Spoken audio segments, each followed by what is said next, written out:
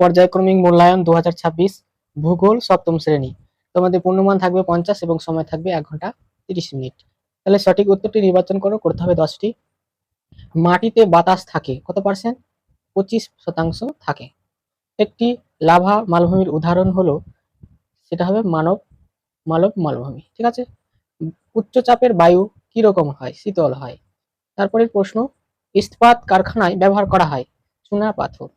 তারপরের প্রশ্ন, আফ্রিকার পশ্চিম দিকে প্রবাহিত একটা নদী হলো নাইজার নদী।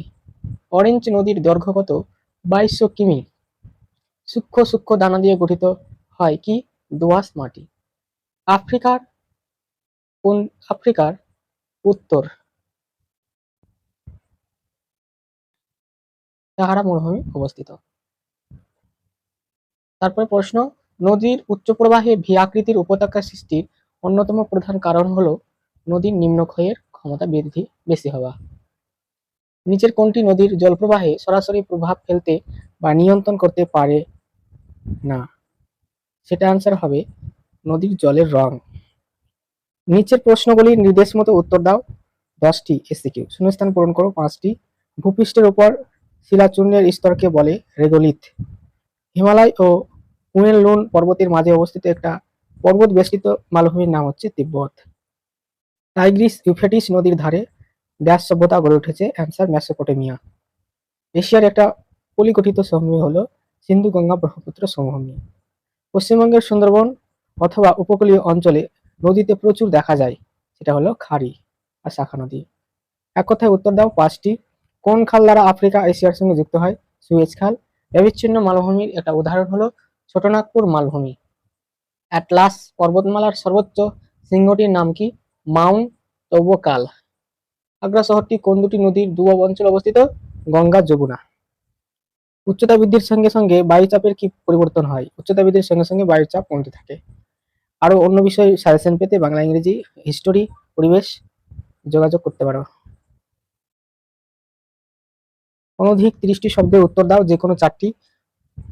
2 নম্বরের প্রশ্ন 8 নম্বর থাকবে। পৃথিবীর বৃহত্তম নদী আমাজন কোন বদ্বীপ না থাকায় 3টি কারণ উল্লেখ করো। 3টি কারণ পয়েন্ট আকারে দেওয়া আছে, দেখে নেবে। জলপ্রপাত কাকে বলে? খুবই গুছিয়ে দেখে নেবে। হামাদা কি? পয়েন্ট আকারে দেওয়া আছে। পাললিক শিলার 2টি বৈশিষ্ট্য রাখো। পর্বত বেষ্টিত মালভূমি কাকে বলে? উদাহরণ দাও। অনধিক 50টি শব্দের উত্তর দাও, যে কোনো 4টি। 3 নম্বরের প্রশ্ন 12 নম্বর থাকবে। শিলা থেকে কিভাবে মাটি সৃষ্টি হয়? খুবই গুরুত্বপূর্ণ। 3টি প্রাচীন সভ্যতার নাম লেখো, যেগুলি কোন কোন নদী দিয়ে গড়ে উঠেছিল। 3টি প্রাচীন সভ্যতা হলো সিন্ধু সভ্যতা, মিশরীয় সভ্যতা, মেসোপটেমিয়া সভ্যতা। পয়েন্ট আকারে দেওয়া আছে। পূর্ব আফ্রিকার গ্রস্ত উপত্যকা সৃষ্টি হয়েছে কেন? গুরুত্বপূর্ণ প্রশ্ন। তারপরে নীল নদের নিম্ন অংশে বন্যা হয় কেন? তারপরে ভূমির ঢাল ও উচ্চতার ভিত্তিতে মালভূমি এবং সমভূমির পার্থক্য নিরূপণ করো। পার্থক্য পয়েন্ট আকারে আছে, উচ্চতা, ভূমির ঢাল এবং আকৃতি। অনধিক 80টি শব্দের উত্তর দাও, যে কোনো 2টি। অর্থাৎ 5 নম্বরের প্রশ্ন আছে, 10 নম্বর থাকবে। জনজীবনে নদ নদীর প্রভাব অপরিসীম। বক্তব্যটি যথার্থ বিশ্লেষণ করো। সঠিক উত্তর পয়েন্ট আকারে দেওয়া আছে। আফ্রিকা মহাদেশের জলবায়ুর প্রধান নিয়ন্ত্রকগুলির প্রভাব সম্পর্কে যা জানো লেখো। খুবই গুরুত্বপূর্ণ প্রশ্ন, তাই এটা দেখে নেবে। সমভূমির শ্রেণীবিভাগ করে উদাহরণ দাও, উদাহরণ সহ ব্যাখ্যা দাও। এটা পয়েন্ট আকারে দেওয়া আছে, দেখে নেবে। ধন্যবাদ ভিডিওটি দেখার জন্য এবং একটি লাইক অবশ্যই করবে।